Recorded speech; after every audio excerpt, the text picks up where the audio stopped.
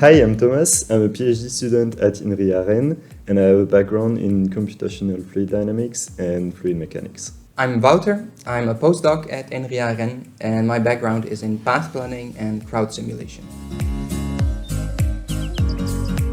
My objective within the project is to create a model that captures the motion of the crowd at all scale.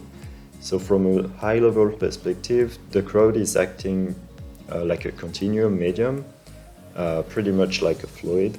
And in the other end, the smaller scale of the crowd, which is the motion of each individuals, is very important as well, because it enables us to assess if a given situation could be dangerous, for instance. My main objective in CrowdDNA is to create a system that can simulate large, high-density crowds, including physical interactions. The system has to be accurate but also efficient, so that we can simulate large crowds in real time. This has many useful applications, such as preparing a place for a crowded event or managing the crowd during such an event. The main experiment we have created consists in recording the reaction of individuals being pushed.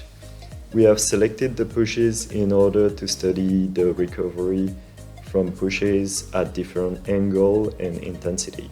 We also plan on doing in-field experiments by recording crowds at concerts, for example. The experiment we are doing at INRIA are focused on the smaller scales of the crowd, which is the individual level, and we are trying to understand how a person reacts when being pushed from different directions, because we are not responding the same if being pushed from the back or from the side, for example. And it also highly depends on whether or not we are prepared for the push.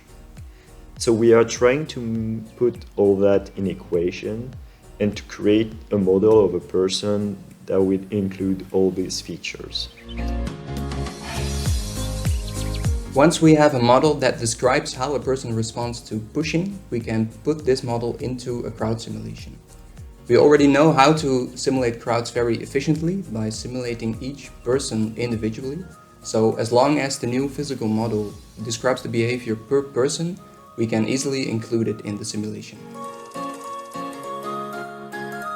Extremely dense crowds are in some ways similar to fluids. When the density gets so high that people cannot move freely anymore, the crowd becomes one substance where all movements are related. This can lead to special phenomena such as shock waves that propagate through the crowd.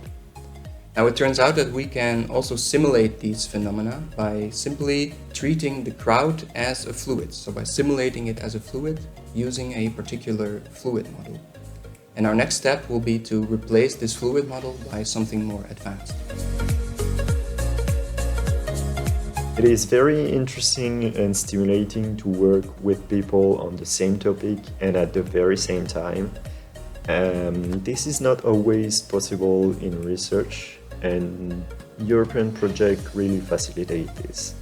We work together with other teams from different countries, and each team has its own skills and expertise.